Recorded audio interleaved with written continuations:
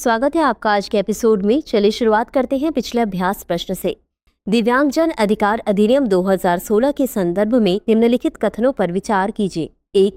अधिनियम में मानसिक बीमारी और हीमोफीलिया सहित 21 प्रकार की दिव्यांगता की पहचान की गई है। 2. यह सुनिश्चित करता है कि 6 से 14 वर्ष की आयु के मानक विकलांगता वाले बच्चों को निःशुल्क शिक्षा का अधिकार मिले। उपर्युक्त कथनों में से कौन सा या कौन से सही है या सही है? ए केवल 1, बी केवल 2, सी 1 और 2 दोनों, डी न तो 1 और न ही 2। इस प्रश्न का सही उत्तर है विकल्प ए केवल 1। चलिए देखते हैं इसके विश्लेषण को।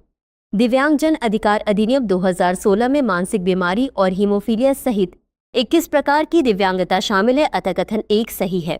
दिव्यांग व्यक्ति से तात्पर्य ऐसे व्यक्ति से है जिसे दीर्घकालिक शारीरिक, मानसिक, बौद्धिक या संवेदी दिव्यांगता है, जो बाधाओं के साथ मिलकर दूसरों के साथ समान रूप से समाज में उसकी पूर्ण और प्रभावी भागीदारी में बाधा उत्पन्न करती है। बेंचमार्क दिव्यांगता वाले व्यक्ति से तात्पर्य ऐसे व्यक्ति से है जिसकी दिव्यांगता 40% से कम न हो। विकलांग व्यक्तियों के अधिकार अधिनियम 2016 की धारा 31(1) यह सुनिश्चित करती है कि 6 से 18 वर्ष की आयु के बेंचमार्क विकलांग बच्चों को अपनी पसंद के पड़ोस या विशेष स्कूल में निःशुल्क शिक्षा का अधिकार है। यह प्रावधान शिक्षा का अधिकार अधिनियम 2009 के प्रावधानों को दरकिनार करता है, अतः कथन 2 सही नहीं है। तो चलिए शुरुआत करते हैं आज के एपिसोड की पहले प्रश्न से। निम्नलिखित कथनों पर विचार कीजिए। 1. नीति आयोग की वर्ष 2024 में प्रकाशित होने वाली report unlocking the power of healthy longevity में गैर संचारी रोगों में वृद्धि पर प्रकाश डाला गया है। 2. अनुमान है कि वर्ष 2030 तक भारत में होने वाली सभी मृत्यु में से 3/4 मृत्यु गैर संचारी रोगों यानी एनसीडी के कारण होंगी। उपर्युक्त कथनों में से कौन सा या कौन से सही है या सही है? ए केवल 1, बी केवल 2, सी 1 और 2 दोनों, डी न तो 1 और न ही 2। इस प्रश्न का सही उत्तर है विकल्प बी केवल 2। चलिए देखते हैं इसके विश्लेषण को। विश्व बैंक की 2024 की report unlocking the power of healthy longevity कम और मध्यम आय वाले देशों में बढ़ती उम्र की आबादी और गैर संचारी रोगों में वृद्धि की जनसांख्यिकी बदलाव पर जोर देती है, अतः कथन 1 सही नहीं है।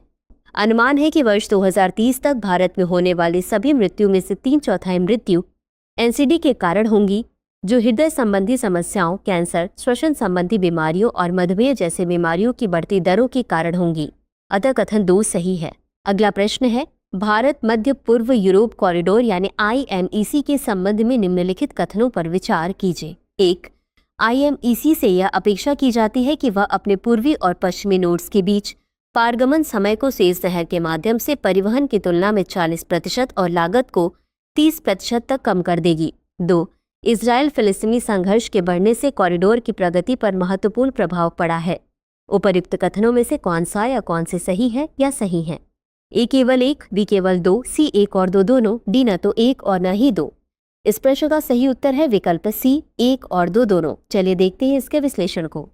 भारत मध्य पूर्व यूरोप कॉरिडोर यानी IMEC का लक्ष्य सुएज नहर मार्ग की तुलना में पारगमन समय को 40% और लागत को 30% कम करना है, अतः कथन 1 सही है। इजराइल और फिलिस्तीन के बीच संघर्ष विशेष रूप से 7 अक्टूबर 2023 से IMEC में सऊदी अरब और जॉर्डन की भागीदारी को प्रभावित किया है। इससे कॉरिडोर के पश्चिमी खंड पर देरी हो रही है, अतः कथन 2 सही है। अगला प्रश्न है विकासशील देशों के लिए जलवायु वित्त के संबंध में निम्नलिखित कथनों पर विचार कीजिए। 1.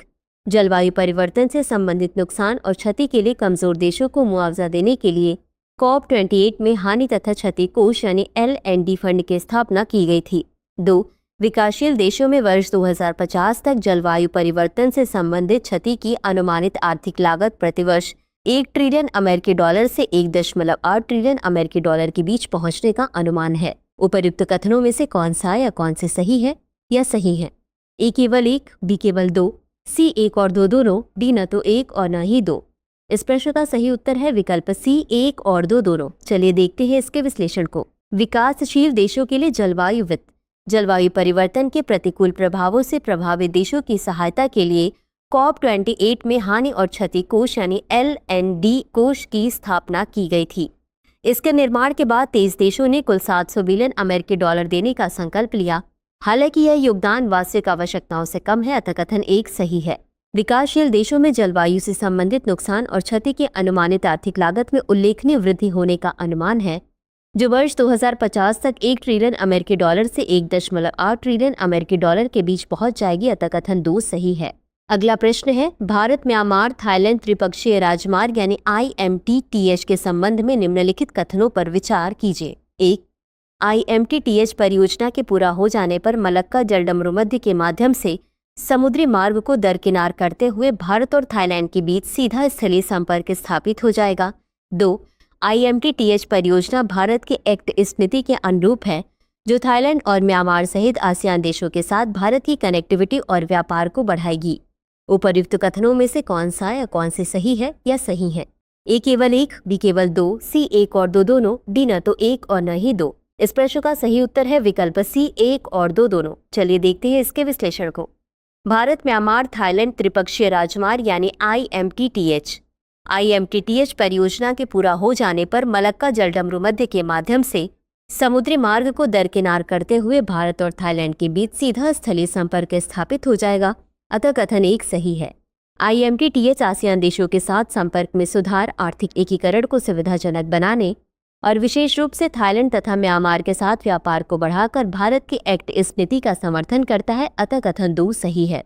इस कॉरिडोर की स्थापना करके भारत का लक्ष्य चीनी नियंत्रित बुनियादी ढांचे वाले व्यापार मार्गों पर अपनी निर्भरता को कम करना है, जिससे आसियान बाजार तक अधिक स्वतंत्र पहुंच की अनुमति मिलती है।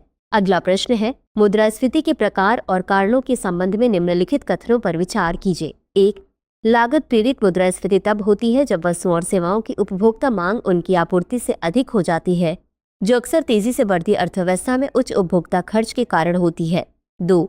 मांग प्रेरित मुद्रास्फीति उत्पादन लागत में वृद्धि के परिणाम स्वरूप होती है, जिसमें मजदूरी में वृद्धि, कच्चे माल की उच्च लागत या आपूर्ति श्रृंखला में व्यवधान जैसे कारक शामिल हो सकते हैं। उपर्युक्त कथनों में से कौन सा या कौन से सही है या सही है? A केवल 1, B केवल 2, C 1 और 2 दोनों, D न तो 1 और न ही 2। इस प्रश्न का सही उत्तर है विकल्प D न तो 1 और न ही 2। चलिए देखते हैं इसके विश्लेषण को। लागत प्रेरित मुद्रास्फीति तब होती है जब उत्पादन की लागत बढ़ जाती है, जिससे बढ़ती मजदूरी, कच्चे माल की उच्च लागत या आपूर्ति श्रृंखला में व्यवधान शामिल हो सकते हैं। इन बढ़ी हुई लागतों के कारण व्यवसाय कीमतें बढ़ाने लगते हैं, अतः कथन 1 सही नहीं है। मांग प्रेरित मुद्रास्फीति तब होती है जब उपभोक्ता मांग अधिक होती है, जो उपलब्ध आपूर्ति से अधिक होती है, जो अक्सर मजबूत आर्थिक अवधि के दौरान बढ़े हुए खर्च के परिणाम स्वरूप होती है। यह अतिरिक्त मांग कीमतों को बढ़ाती है, अतः कथन 2 सही नहीं है। अंतर्निहित या मजदूरी मूल्य मुद्रास्फीति एक चक्रीय प्रक्रिया है, जिसमें बढ़ती मजदूरी से उत्पादन लागत बढ़ जाती है, जिससे व्यवसाय कीमतें बढ़ाने के लिए प्रेरित होते हैं।